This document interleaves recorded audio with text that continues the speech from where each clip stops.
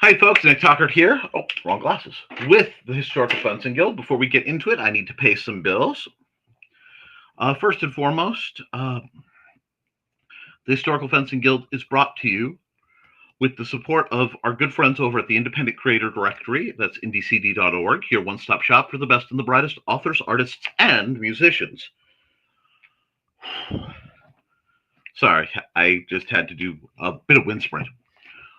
If you're looking to shop small, make sure your money matters in this kind of time and era, to consider shopping with them. We are also, of course, made possible by sales of the Simple Sword, the Fighting Axe, and the Simple Spear, all part of my ongoing series of Western martial arts manuals designed to help you go from having never handled the sword to teaching the art to others.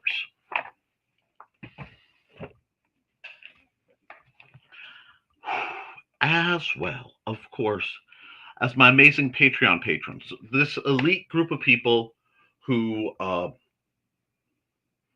been able to help me literally afford to keep my lights on, or in this case, the heat on, because I have to explain some things.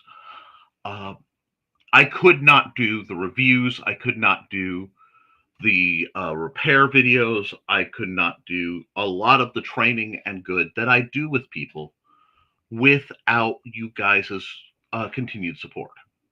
Now, I do pump everything I do into the broadcast and the background work I do. But I want to thank Off in the Woods, Frog G, Ronald Rain, Bladed Thesis, Brian K. Morris, Cindy Kep, Steve Augusto, Don Dulos, and Angelina Vicara Link. I do hope I am saying your name as close to properly as humanly possible. I couldn't do what I do without you. Please continue, especially now. So, first, we have some news. Let me fix this so that it isn't making noise during my stream, which it will try to do. I may have mentioned the heat earlier, and I am actually dealing with the opposite now because it's quite warm. But earlier in the week, when it was rather cold, our heat stopped working, and we had to call in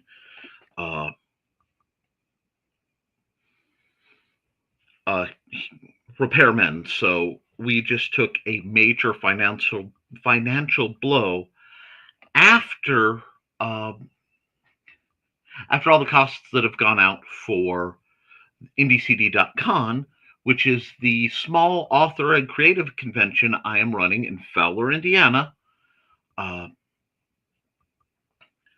with within 3 weeks from now. That'll be March 8th at the Benton County Annex, also known as the Purdue Extension in Fowler, Indiana. Next week, I will have a banner up that can be shared around to make this easier. It has been just a bit of a run. We did not suffer any additional plumbing damage from it, but we had to check because of how long the heat was out. I actually was doing streams on my other channel, the Nicholas Tucker channel, during the time it was done. So I was doing streams at about 50 degrees. It was brisk in here, but we made it through.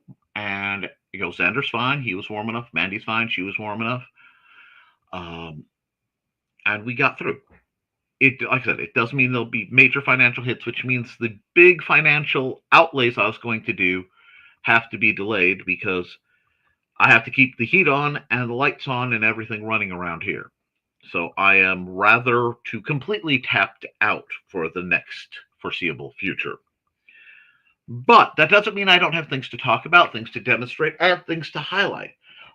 We had some questions last week from our own Ruby that I want to address because they were in my bailiwick. Those being of the handling of specific swords, and there was concern about feeling too tangled up in the grips. So I will demonstrate with my my old training blades, a live steel blade, something I rigged custom, and I believe it might be. I don't think it's a patent saber. I've been trying to find the origin of my two actual military sabers, which are over there. I've been working on the study to dig out and find where I'd stash things to keep it safe. So that is in the works. I'm excited. Uh, but before I get into that, I will look into your questions. I also did some interesting searches, and I found there's some new products out. There are also some beautiful high-end rapiers that I was looking at that we might get to drool on, depending on how today goes.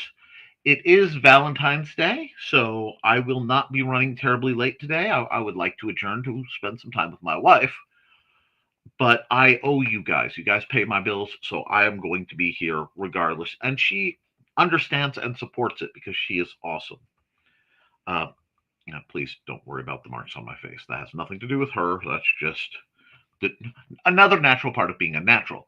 However, before I get into any of that, I need to get into the comments, see who's here and what's going on. Now, whenever I plan a video, if I'm doing it as a live stream, if you need to interrupt me for questions, if you're like Ruby and you have actual, especially on-topic questions in the field of martial arts, tactical awareness, things like that, that is the time to let me know. Okay? Feel free to interrupt me. What I will be doing is I will be doing, as the study finally turns back into the studio it's supposed to be, more of pre-recorded content. We just had some issues. To those of you who don't know, I tore both tendons in my forearms due to a particularly violent fall, and they are not all the way through, so hopefully with care and being genteel on myself, despite the fact I'm doing a whole bunch of new physical therapy, I will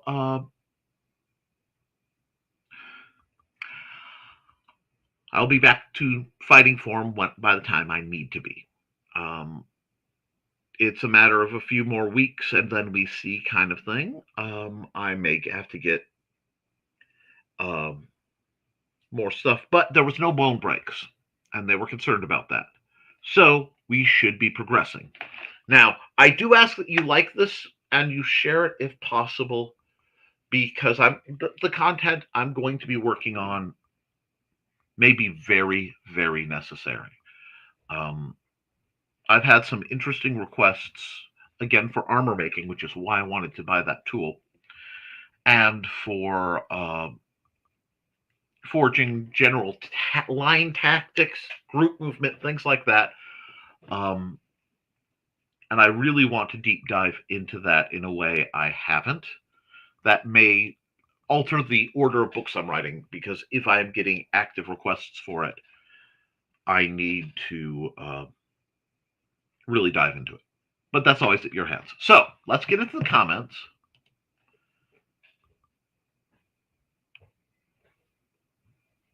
Male and female groups, please. Okay, cool. So that's the StreamYard example comment, because I hit the wrong button. First through the door is Foxy. Good evening, Foxy. And hello, Lisa saying yes, yes, it is. And hello, Trelena. Excellent. I'm glad you're able to be in the chat. Your services may be required. Hello, hi, Trey. Hey, guys. Hello, Sarah. Good evening, Ruby. Glad to hear from you. And good morning. Hi, Don. It's great to see everybody. I'm glad the chat is so populated. I can speak. Glad to see everyone tonight. Greetings, and a happy Valentine's Day to you all. Hi, Ruby and Sarah. It's okay, Nick. Life sometimes throws us a curveball. Unfortunately, I've been heavily curveballed lately.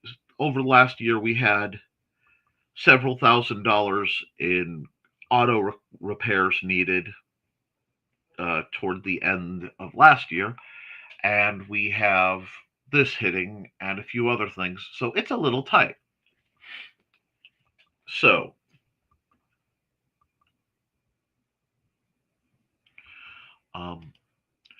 don't forget to like and share and all that stuff. Thank you, Foxy. Oh, yes, showing me different grips would be great.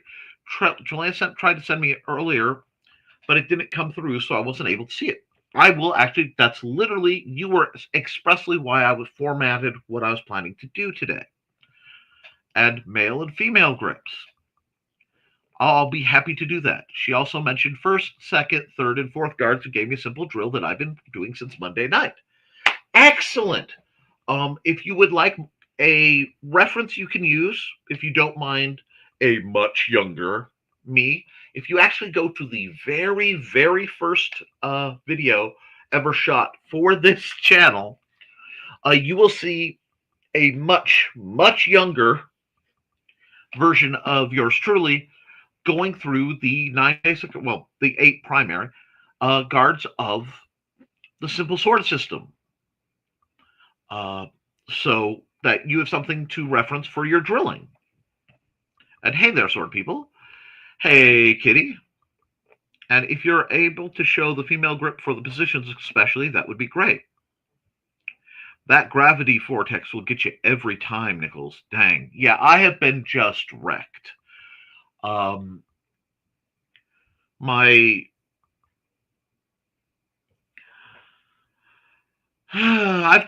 picked up a couple curses over the years, I think. About a third of the way through the Armored Rose. I hope to have it done by next weekend. Excellent. Excellent. I really hope it will help you in your instructions with women. And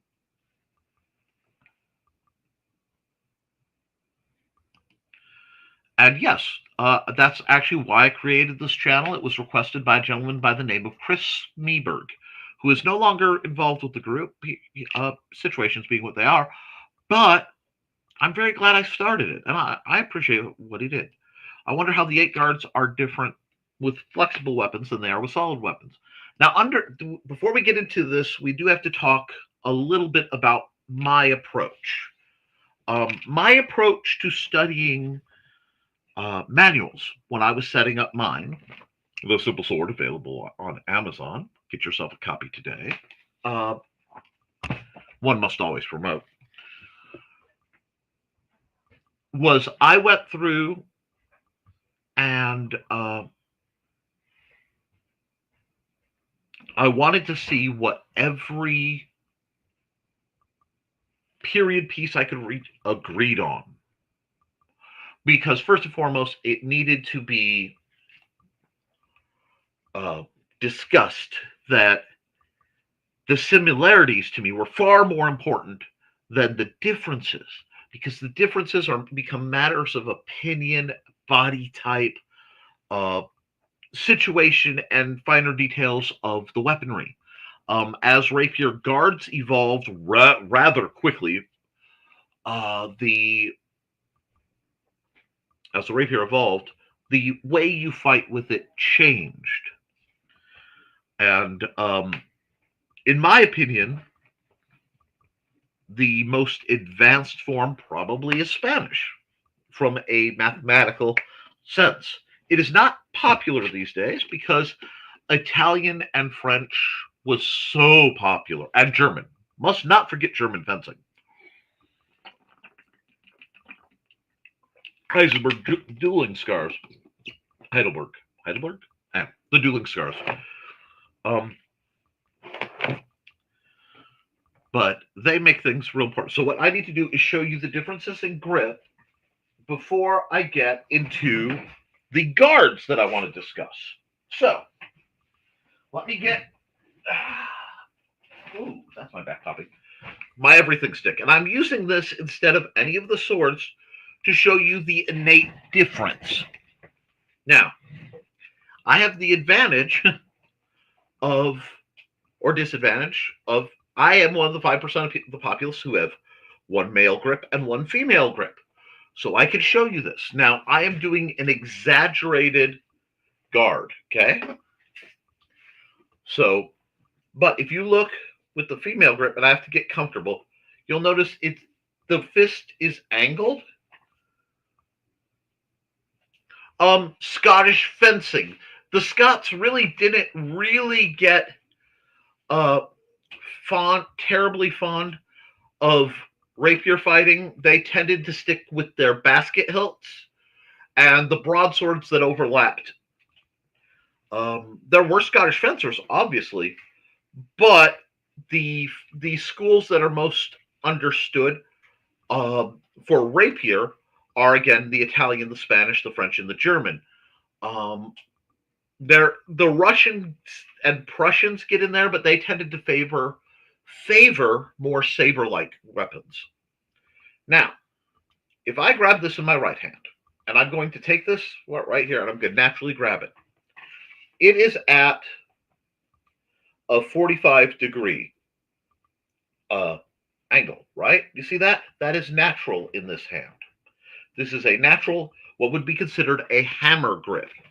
So if I were to grab an axe or whatever, I would, in this hand, it would look like this. Now, if I put it natural grip in my left hand, you'll notice it locks in very tightly at this 90-degree angle. Okay? So to show you the difference, I can do this. It will always pop in case of, oh yes, yes. That is fun. The final fight, at least of Rob Roy, is fun. And we're going to be talking about, because contrary to popular belief, one of the great secrets of all time is my favorite sword is tied between your Tizona-style rapier and a broadsword. Hello, Dusty. No, you can't step on the keyboard. Okay, there we go. I need my hands. Yes, get comfortable. Get comfortable. Are you comfortable? Do you wish to yield? I'm going to be. Let me fix what. That's not okay. There we go. All right. Hi. Now, the ligaments in this hand, and if you read the Armored Rose, which you should, okay,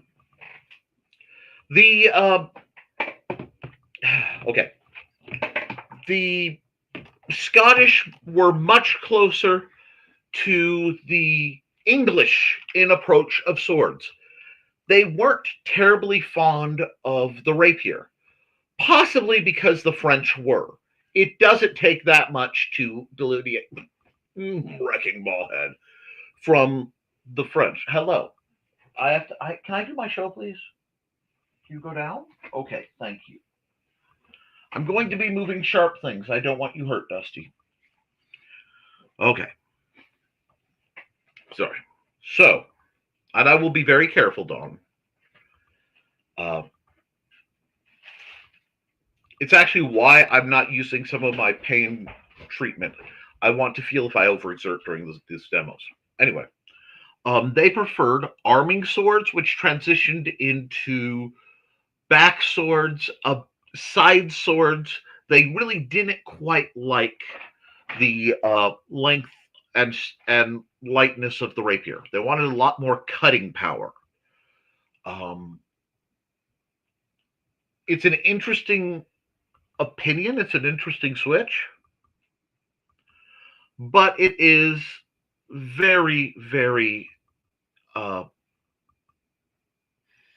relevant in that the approach was that most of your great British swordmasters really thought rapiers were kind of dishonorable and untrustworthy compared to the noble arming sword, because in many ways the arming sword and the long sword are very core to the symbology of Britain.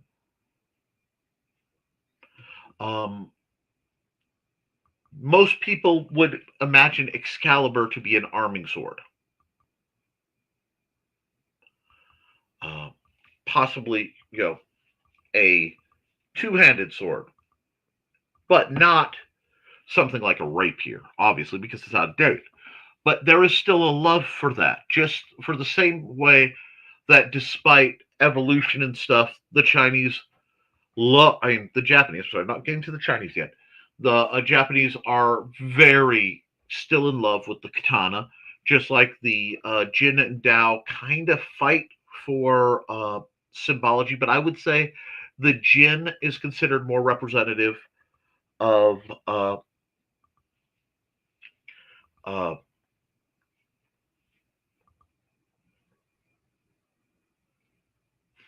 sorry, thesis is talking about movies, and my brain's running through the different choreographies.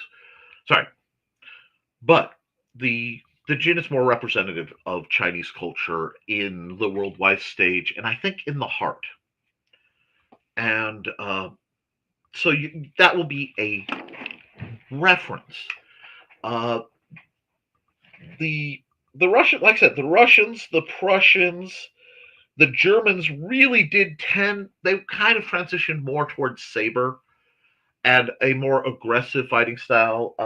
The Germans had their hunting swords, their messers. It's a very interesting, again, transitional period, especially when you start looking at the laws. But back to grips. The male grip, and I'm using it as a biological term. I am not questioning anybody's gender identity. This is standardized medicine style discussion, if that makes sense, is very geared toward impact absorption. This gives a very powerful straight strike. However, the tendons in the in the female are geared differently, and it does give you a natural advantage to do a very complex thing called a wrap shot, which a wrap shot is really hard to. Oh, wait, I know. I could demonstrate with the giant tentacle because I've got one of those. Okay. Oh, don't ask. It was for shtick. Now, if you are very close to your opponent, especially your shield-to-shield contact, it gets very hard to strike them. A wrap shot comes around. Sorry, I caught it. Let me move this around. And hits them on the back of the head, the neck, lower back, and then buttocks, hip region, depending on where you throw it. For men, this is actually a very uncomfortable shot to use. For women, it is natural, and it confuses male swordmasters quite a bit. That where a straight strike, how they want, because they will try to correct your grip, they will try to correct your impact. It doesn't work.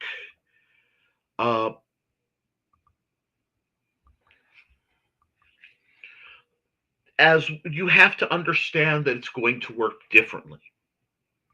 And if you are just hammering and you're trying to force your hand into that grip, I can force my hand into this grip, but as soon as I actually tighten it, I'm already halfway there. Whereas this one, I'm squeezing all my fingers, watch. They lock in. I want you to see the process, okay? Close up, and it just, look, grip normal, back to pop it. Okay? What does that mean? That means, especially for when you're looking at fighting styles, heavy concussive fighting styles, while they're totally doable by women, I've known some amazing female fighters, require a bit of adjustment. And you'll end up with a much more forward stance. But slashing styles and thrusting styles are much more comfortable for someone who has that. So what that means is if I go and I throw a shot, I can, instead of impacting, a blow hits like, just think like you're hitting a baseball bat. Bam. Right? It takes the edge, and you're just basically axe chopping. I mean, how you get there, the timing, it's all far more elegant than that. But the rudiments are, it's an axe motion. If you think of how you would slice a piece of meat, the fluid cut, where you hit the target and draw. As you go by, you drag.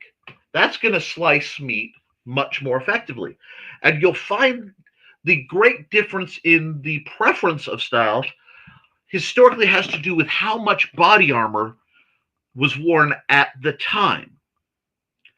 Now, thrusts were always popular, but there was a time where they phased out. Very early, thrusts were beloved as a primary. When you look at your gladiuses and all the related weapons,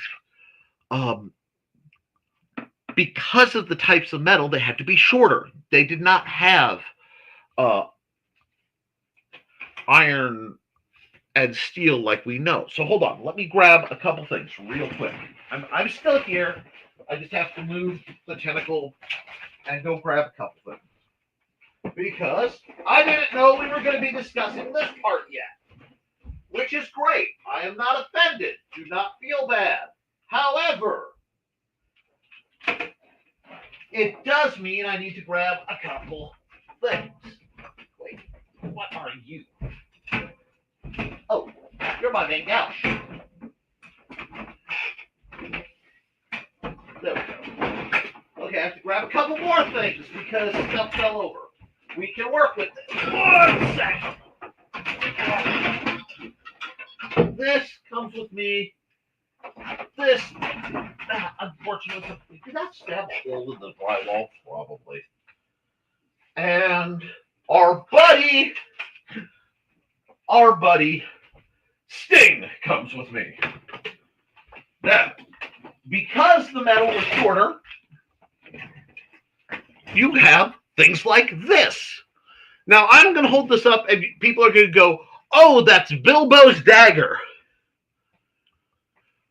This is not, in this case, Bilbo's. I mean, it's based on it. But this design is based on a Celtic leaf blade. So if you want to reach back to your more Scottish roots, this is ancient Bronze Age tech. Very elegant weapon. Undervalued. It's probably number 3 of my favorite swords. Yeah, probably number 3 of all time. I cite this for you especially because I got this. It's a Wuja trainer or Jawu. I flip it. I think it's Jawu. You can find these on Amazon. For 40 American, I don't know Canadian and shipping, but 40 American or less, I've seen them as low as 20. But primarily considered a thrusting weapon, but the width of the head gives a lot of weight, and the belly allows it to draw very effectively. This is essentially, for this part, 2 of the big angled kukris together. It is a short sword. It is a very, very effective weapon, especially for people of my height or less. In the hands of my buddy John or my buddy Steve, who gave this to me, this would be a dagger. It would be about their forearm length. That's okay. To me, this is a very natural, very comfortable sword. And I like the feel. But as you look, female hand, if I go even with a hammer grip, I'm still going to get that. We haven't even gone to a sword or knife grip. And with a weapon like this, you definitely would be more inclined towards a hammer grip. It's going to be smooth and effective. But you can see the difference. The wrap shot comes around, and the strike. Here, let me see if I do this. No, my head's too big. Okay, I will work on this from some other angles. But this is one of those trainers I wish I had about 3 more of. And this is one of those trainers that I that I really do like to promote, because this is one of the best trainers out there. There's a little flex, but not enough. However, this is something, if you are feeling more concussive, you may consider. Now, we can talk about the guards and stuff, and I can show you different grips. When I came on expecting to talk about grips today, I was thinking of talking about the weapons themselves, including showing my favorite sword and why. This is a light version of my favorite sword, which is a Spanish Bilbao. What is the trainer? Trainers can fall. This and one very similar were given to me and my wife by John Miner. This has a slight flaw where the guard isn't lined up. I don't care. This is a Toledo, Spain. Yes, I've. There are several. You can get a couple styles from Purple Heart Armory, but I'm going to tell you, there's not a lot of difference, and I really do think you might want to look into hand protection, because you are worried that your hand would be caught up. I have a large size hand, and one thing about having a grip with a keyhole grip where you can either get one finger or two is it allows tremendous mobility without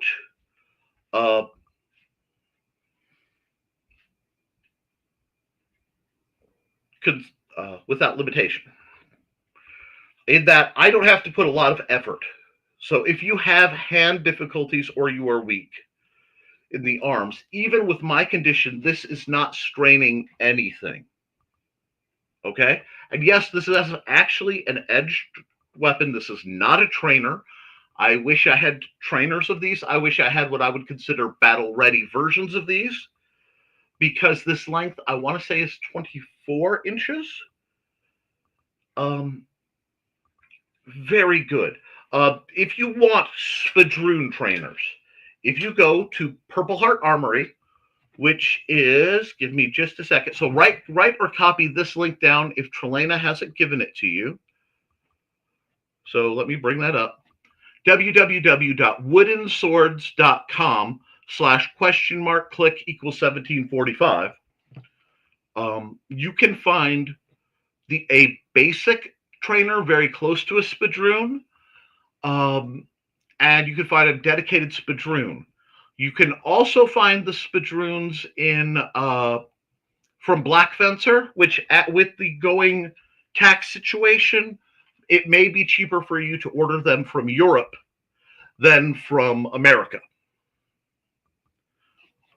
if you're into that. Now, like I said, this is how the female grip gets a hold. Now, the male grip doesn't quite like this as much, but I've trained it to. And it will do. This hand will always like a more saber-like weapon. So when I'm thinking of my own personal multi-weapon loadout, my left hand usually gets a dagger. And I prefer what's called a main gouge.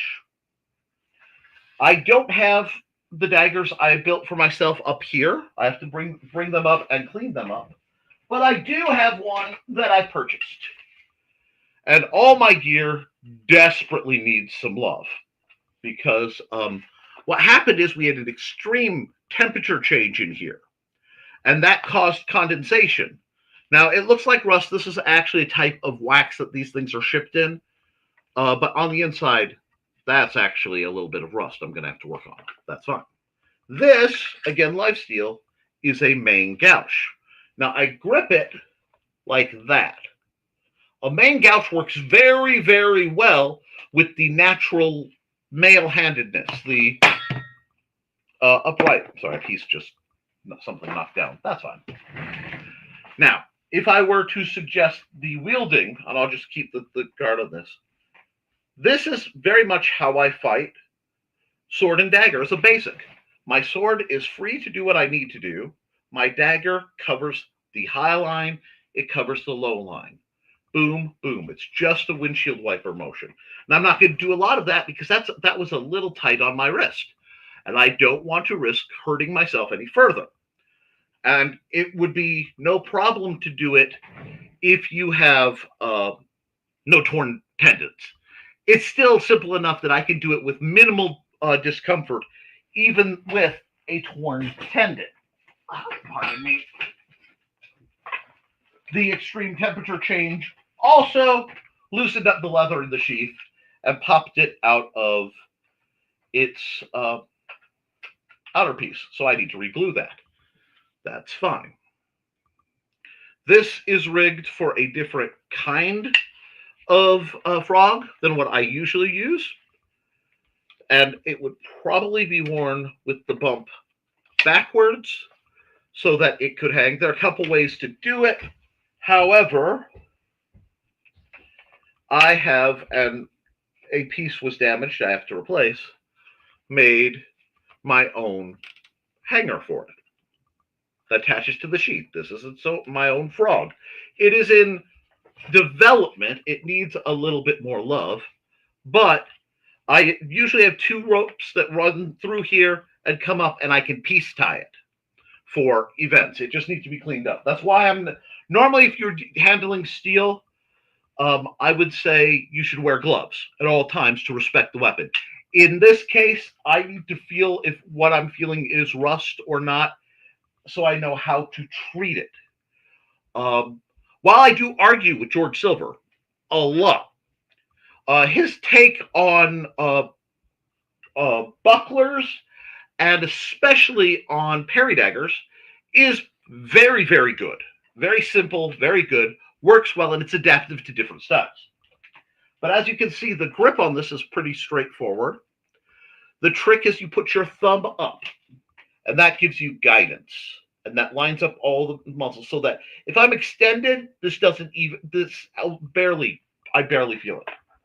I know, Nick, that hurts. Well, the doc says stop doing that. But I also have to do a little bit of maintenance checking.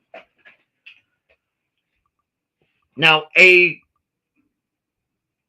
Spadroon is not going to allow for a keyhole grip, so it will be a standard manual grip, something like this. Okay? Now, this is a very late period saber, but it is a military saber.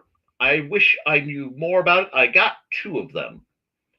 I purchased them at actually Valentine's Day at the Feast of the Valentine's Day Feast and Massacre. It has a logo with a crown and crossed fencing swords. So I'm, again, not really sure the origin of this weapon. It is a very beautiful weapon. Like I said, I have 2 of them. One of them slightly rattles. Both of them are geared for right-handed. And I say geared because you'll notice this is not actually centered on the guard. It is angled off slightly so that when you have the natural, if I'm pointing towards the middle, the natural extension is where it needs to be. Very, very good hand protection. I cannot stress the importance of excellent hand protection in what we do. Hi, Dusty. This doesn't have a sheath, so you need to move. I'm going to put that down over here carefully, away from everybody. Now this, which I will be doing an episode at some point in the very near future because I found my leather, is my personal fighting rapier. It is a Schlager blade, a German-made Schlager blade, an oval Schlager, one of the last before they discontinued making them. It has a triple knuckle guard on a Tizona-style, rather low bell. The bell is actually quite beautiful when this has been polished. It's just been a while. And I can, if we get to the inside, handle it all with one, like literally with a keyhole grip. You can handle the whole weapon with just your index finger, middle finger, and thumb. Everything else is support. You will be fighting and dealing conceptually with people much stronger than you. So you want to take every advantage you can as early as you can to be assured to get, to get what you want, to succeed, to win. Now, as you can see, this has very nice quillions. They are extended. The knuckle guard, this gives extra hand protection. This originally came with a um, cold rolled steel guard that was much, much heavier. And while it made the tip extremely light with the weight distribution, the overall weight wasn't as comfortable as it could be. So, my friend John Miner, don't step on my keyboard. Do not step. Okay, come on. Come on through. Now that I've moved everything, you're going to back out. Silly cat. Okay. It's no fun if you can't step on my keyboard. Is that it, goofball? Is that it? Anyway, here, I'm going to move this book because he's going to throw it across the room again when he jumps up. I have to put it a little farther. There we go. It also, the amount of guard you have gives you a cone of defense. So, as you can see, I'm blocking my face, but this at extension is covering most of my torso visually. If I do this, I can move my hand behind it. It gets worse when you have the tip of the sword at somebody's face. I need to restrap this. I need to polish this. Maybe next week. Maybe we will say next week will be the week I actually clean that guy up. I'm setting things down for safety. But there's plenty of room. With a rig like that, I can switch hands rapidly mid-fight. So if I lose an arm, I can go. Because I've trained to be ambidextrous, if my reach would not be sufficient with this hand, I can start the shot with this hand. Hold on, let me angle. And transition to this hand. So that looks like, I'll see if I can pull it off. Going here, shot, and then I can get that extra. Now that is more than my forearm will take right now due to the aforementioned injuries, and Don will be very angry if I injure myself. So I'm not going to. But, hi bud. Okay. But that's why I like those. You can find Spadroon trainers there. What I will do is I will give. Well, shoot, Trelana should know where all the Spadroon trainers are. I just sent her a link of a whole bunch of merchants. You will find many of them to be quite expensive. That's part of why I refer at least beginners to both Purple Heart Armory and Zen Warrior Armory was significantly cheaper now due to prices. The prices have gone up quite a bit. But I still recommend them. I've gotten through a great many very good quality products through them. They just are now a bit more expensive, and I don't have that many who like the steel. Most people like the relative safety of the plastic trainers. Sorry, I couldn't see the comments for a while, so.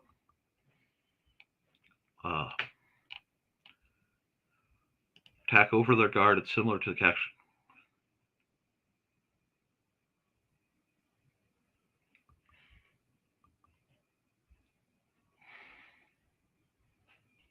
Long point. I've been on the opposite of that so many times. Yeah. And see, thesis, write your book. Seriously. I'm not even going to be subtle about it anymore. You're referencing things as a cross-reference to mine. It is time you composed your book, wrote it, and got it out there. Because if you're going to be doing dedicated and pulling that, see, it's interesting you say long point, because that is a term I really have not heard very often. Oh, Wrath of Trey. And yes, the rig. Yes, this annoyed a great many people. I got this tape. Old electrical tape gets kind of gooey. It's kind of gross, actually. But I may have to cut it off. This literally, um, about saved my life. I have carved the best things I've had in life can be rooted to the use of this sword. The simple sword being written is due to decades behind this sword. Me knowing Trey, me knowing Joey, me being the person that could propose to my wife, albeit accidentally. Uh, I was able to do so much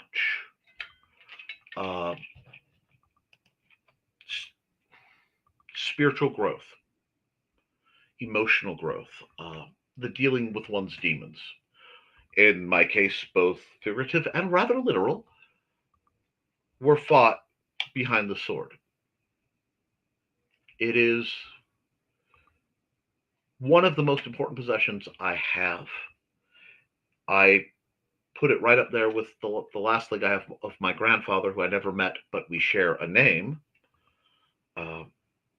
and very few other things that I own that are of this. It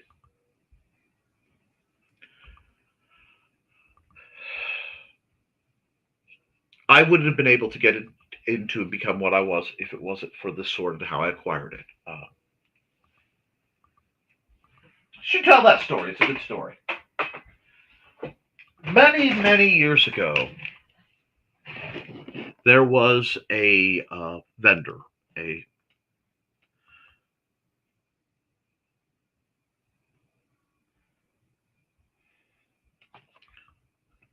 palm down first. We'll try and film a short video tomorrow. Okay. Looking at the book, fit first is thumb point down, thumbnail.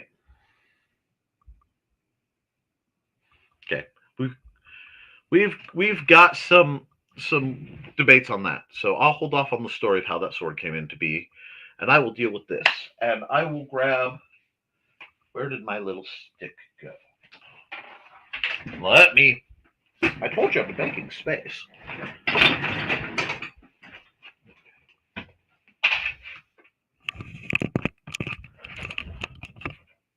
Pardon the light. This is first. So if you come from a draw, and I know Thesis is going to accuse me of drawing in a Japanese manner. I know that because I do. That's why you'll notice I tend to tip down quite a bit. But you draw out and you raise straight up. I'm not high enough. Sorry, it's been a while since I've stood. I was trying not to blind you with that. Okay. Gotta get the camera angle just right. This is why I normally pre-record these things. Dominant foot, forward. Slight bend into the knee. 45 degree from being, if I'm 90 degrees opposed, step back, I'm in 45. Weight is about 70-30. 70% on the back foot, 30% on the front foot, so that I can get it up to engage. Born from the draw in confined spaces, because remember, rapiers have a lot of alley fighting. When you draw the weapon, palm is out. See thumb? See what we're doing? It is not comfortable. It is not natural. You have to learn it. And it functions as a cut into first.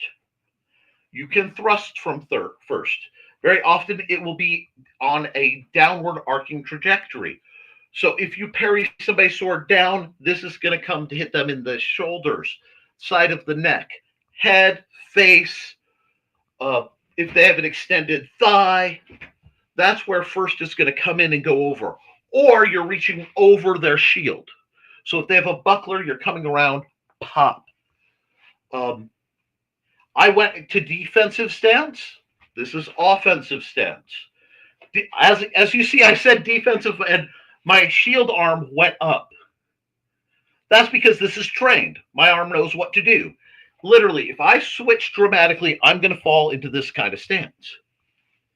Now, being able to switch back and forth will affect your rate. But first, second, you will get second is one of your two counter positions because most of the time you're going to be in third. Doesn't matter for me if you're using two-handed, one-handed. Your offhand is up here.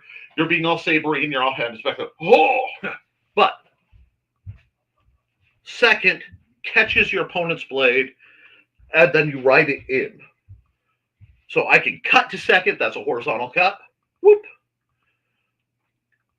You can shoot from second. It usually has a bit of an arc to it. This again, I've disengaged around something. I've either parried into it and countered, or I've disengaged around and coming in to target the mirror side. So you're going to take their lead arm back. I've stabbed a lot of people in the back facing them because they were overextended, and they gave me an opportunity to come around, disengage, refuse their blade, pop them in the back here, up in here. Understanding where your targets are is just as important as understanding where. So second. Third is natural. Third is home. Everyone loves third. Palm is facing to the inside towards your center line. Thumb is down in the standard hammer grip. Now, if we're using a sword, what I call sword grip, it's here. I like this. I will oftentimes I'll have a little nub to allow just that hint of the keyhole grip, because with that I can be very, very nimble. But, and this is what you see every day. Now, fourth counters, and you have to train in front of a mirror for fourth. The reason you train in front of a mirror for fourth is you want your blade to end at the cross guard or guard. This is where guards get real important because the opponent's blade can slide down them.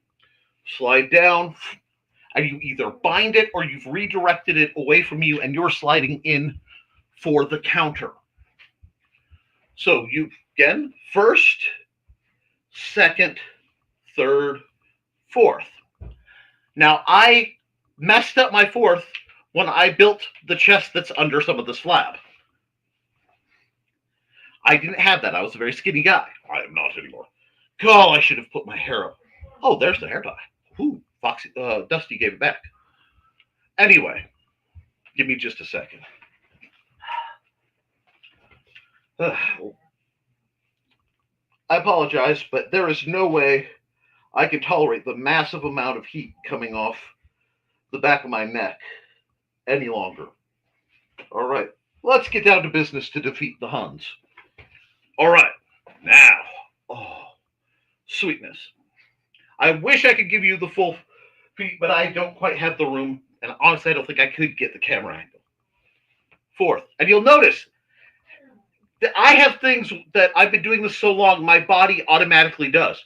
So if I get a parry, I'm already taking a half step in. Because I'm doing this, I should have gained control of their weapon, and in that moment, in one tempo, I had a lady do a demo, actually on Gigante. Was she fabulous? Anyway, I think she did both, to be honest. Yeah, no, she was mad at me. There was a whole thing about Gigante. But parry, thrust. So as soon as I control the blade, I don't want to be standing still. I don't want to go parry. Okay. Now I attack. Now I come through. No, I want it to be fluid. So what you get is my body's already moving. Now, the next set of guards in the system, so again, if we draw, these will feel much now. Pop the wrist. It was Gigante. Thank you. What do you mean by pop the wrist? Oh, bend enough to pop the wrist over the guard. In his case, I think he means the angle. But what do you mean? Because pop the wrist means something entirely different to me. Anyway, and again, you need to write your book. The offline guards are 5th, 6th, which looks like this, but it's lower because I'm off the camera. 5, I'm sorry, 5, 6, 7, 8. So 5, 6, 7, 8. And what you're doing is between these, you're getting your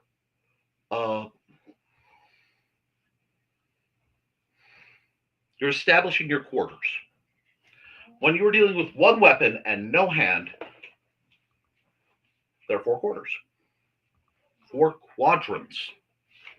And they're divided by your your center line, which runs between your eyes straight down to your groin in stance. So if I'm standing here, this is my center line. If I'm standing in my stance, this is my center line. You understand what I'm saying? It should be the middle of what faces the opponent. The center line is almost always perpendicular to the line of attack. Now,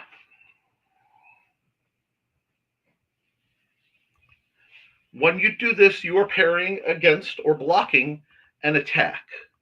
You can also cut into this very naturally.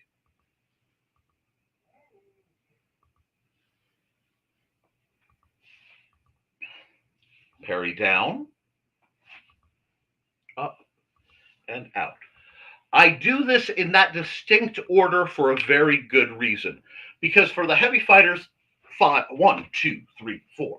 It's one part of how they like to do it. And if 2 people are doing this at each other, just out of range, you get a wonderful classic. They are hitting the same place so that they are blocking, and you get to feel. It's fluid. You learn to do it all day, every day. You end up doing this with whatever stick you have in hand. And like all the guards, you can defend into it. You can cut into it. Okay? You can thrust from each of the guards, except it gets really hard to do this exaggerated thrust from over here. It can be done. I've done it, although it usually looks more like that because it is a flip shot, which I will talk about when I'm going into special attacks. Not that it's good, but it's a trick that some people use. Arm underneath.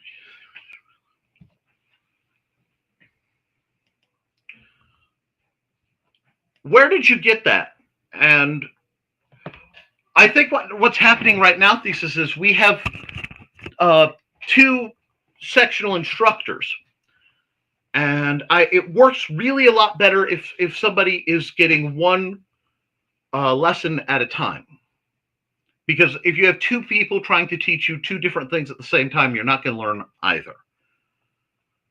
So I do encourage you to discuss this, but I can't use your vernacular and analyze it unless I have it, which is a big part of why I want you to write your book, so I can see how you process your style so I can understand it.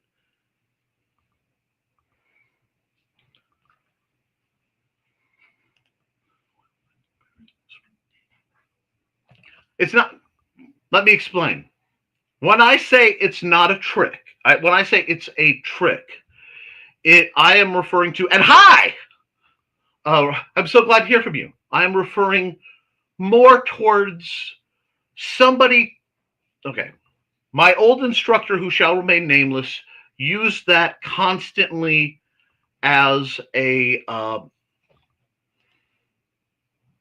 surprise technique, which he did not instruct it, he only used it. Now, that being a thing, it labeled as trick to me. And the problem is I had a student get taught that particular attack at the time they should have been learning basic thrusts. And so it took months to get them to be able to throw anything but that shot, which works really well when it's not expected, but it does not serve the purpose of a mainline thrust. And if you don't know your ranges yet, and your point control is kind of dubious, it's not a ground somebody should be middling in. Fencing is very much, I find, and I think Al will agree to an extent, a mathematical affair in that you learn the basic arithmetic long before you do algebra. And that's kind of the situation that a lot of people end up in. But one moment, I need a drink.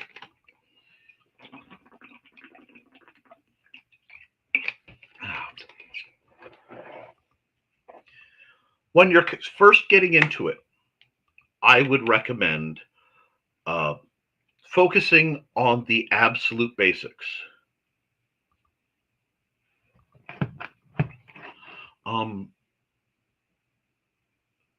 It's easy to get caught up, and there are a great many people out there who will use floral, elaborate terminology to sound special. Sometimes they use foreign language to sound special. And they will give whispers of promises of secret techniques, special, and those do have a place. Having a few dirty tricks in your back pocket from a practical survival sense is very, very good. But if you are operating in a place where you will be fighting the same people frequently, or your bouts will be recorded, you really, truly do not want to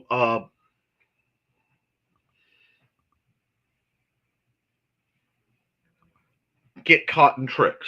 What you want is always a root basis, okay? You want a strong foundation of understanding your reach, which means once you pick a weapon, whatever class it is, you really need to stick with it for a long time so that you understand the reach with that weapon.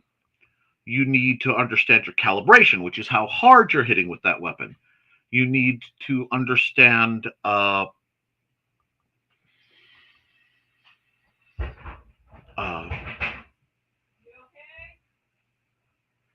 you need to understand I'm sorry, I saw a comment go by on one of my other feeds. You need to understand the coverage. You need to understand, especially as a woman, are the guards or anything going to interfere with your body? Are you going to bump into yourself? Which is why it's important, as soon as possible, to have the armor you're going to be fighting in, masks,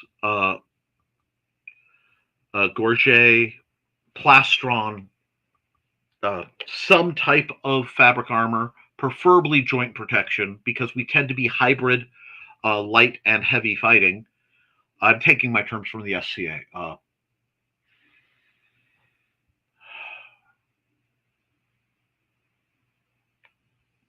The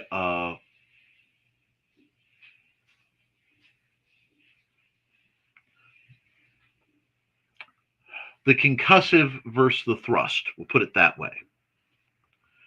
And so because we do more cutting than the fencers and more thrusting than the more impact concussion-based heavier fighters,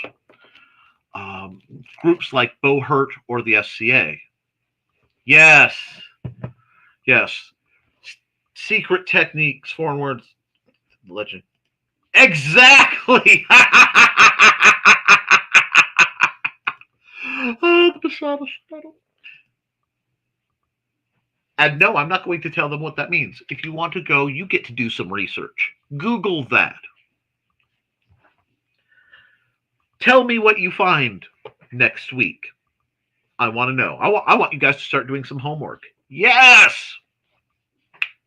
Let's see, Trey knows. Anyway, so you younger types, get with the typing. But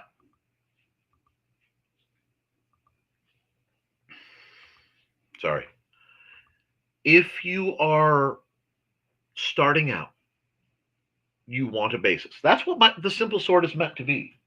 The Simple Sword is not a book of, it slid off my desk, by the way, of styles.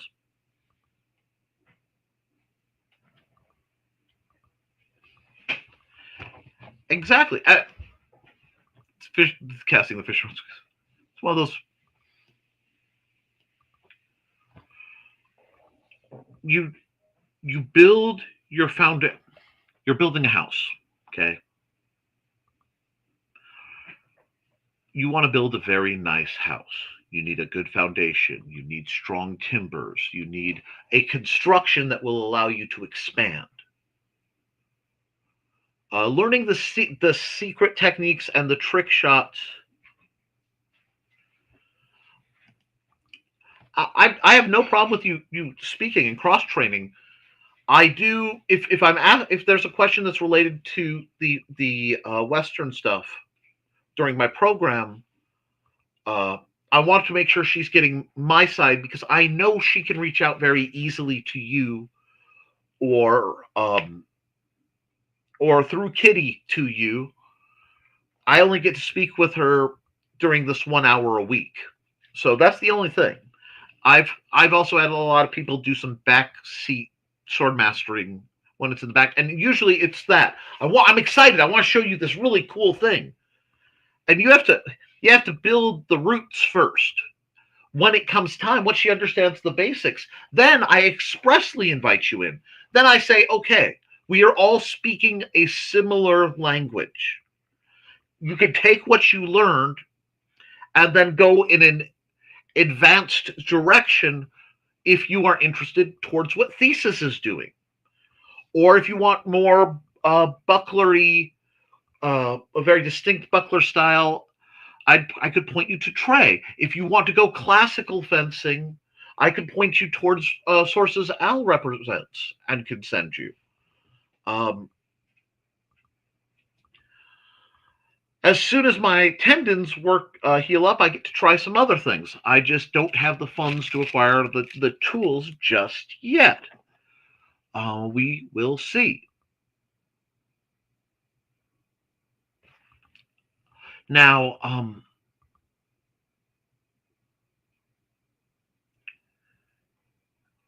there's some other people because she gets going. We can point you towards Sword Sage. Technically, he owes me more than a few favors, and $20 with interest all this time would be mighty. But oh, excellent! I will give you that, but this will be the last question over. And these are not the only grips; these are the fast and dirty approach, so that you can understand. So let's grab Stabby, the kitchen knife trainer I made. Okay. Hammer grip. Oh, there we go. Hammer grip. Ice pick grip. Handshake grip, or knife grip, depending on how you're talking. You see, if you have your thumb on the spine, that gives you very, very good edge alignment, but it can seriously weaken your grip. I do a hybridized because I've used the keyhole grip so long, which is this guy. And I actually have damage. And if you look, I have a permanent bump that has become a wart of all things, but from using my distinct grip for all these years. It's right there. It's always abraded. And that will give you that gives you, like I said, very good edge alignment.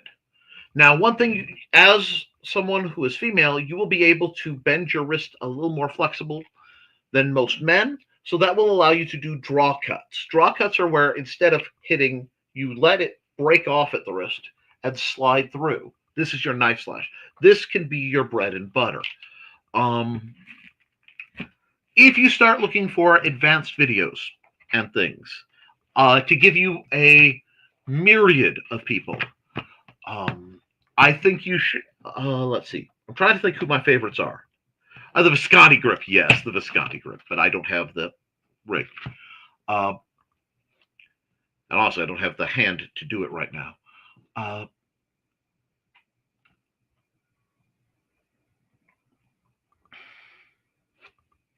Because pistol riggings are wonderful things, but I don't own one yet.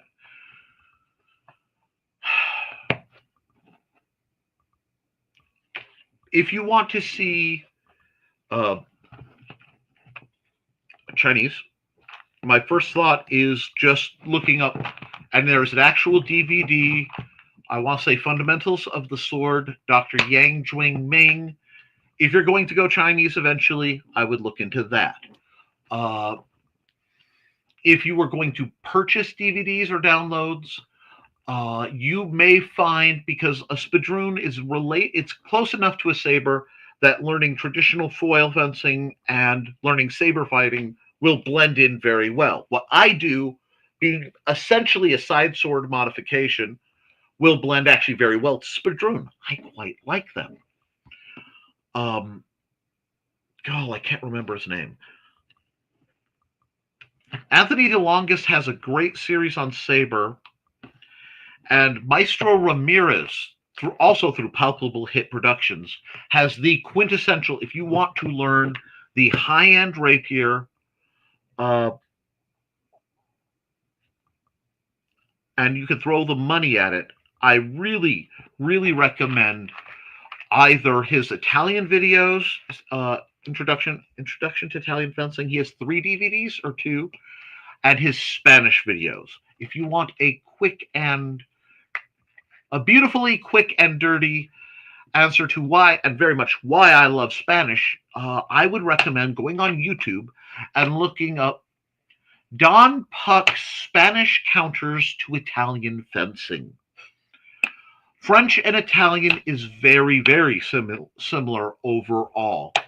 French tends to be a bit more upright and not usually as long in lunges in period. Modern fencing is a whole different bailiwick, which I would refer to you to Rex for sources there. And yes, I would like to see that because some of your videos, I think, as you have recovered, if you are doing as much recovery training as I suspect, you might do better re-going over some of your katas, re-going over some of your demonstrations, and slowing down, relaxing, and doing them a little more smoothly. It will really benefit your presentation style. And I am seeing Trey's comments, but as they aren't necessarily related to what we're doing, I'm kind of holding off on them. Now, what I will do is I will start throwing a bunch of the related videos, because I forget so much of this is old, reliable stuff to me. I will throw that up into the Historical Fencing Guild Facebook group, which I believe you're part of, and the public group. I will be taking that. I also found a site from another fencing group that has a whole list of resources that I think I shared today. I hope I shared today.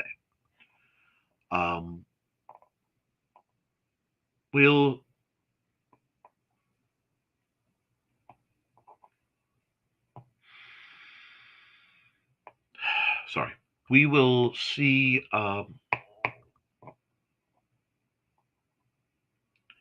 We'll see, and what I can get out. I mean, probably not tonight, as tonight is Valentine's Day, and I would like to spend the remainder of it with my wife. Please take no offense at that. But this is my second stream of the day. So, with that in mind and your understanding, this has been one of the best shows I've had. Thank you very much. If any of the weapons or techniques are something you want me to visit more, please add that to the comments or message me directly. The Historical Fencing Guild does have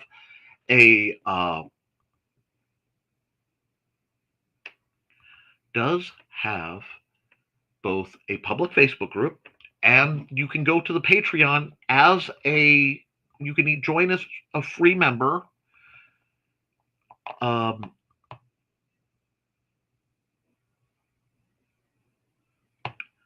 you don't have Facebook. Okay, well, then I'll put the resources up there, and Trelena can ferry them to you, however you guys are communicating. And I hope you guys enjoyed it. So with that, thank you everyone who showed up, especially Rex. It's always great to hear from you. Guys, keep your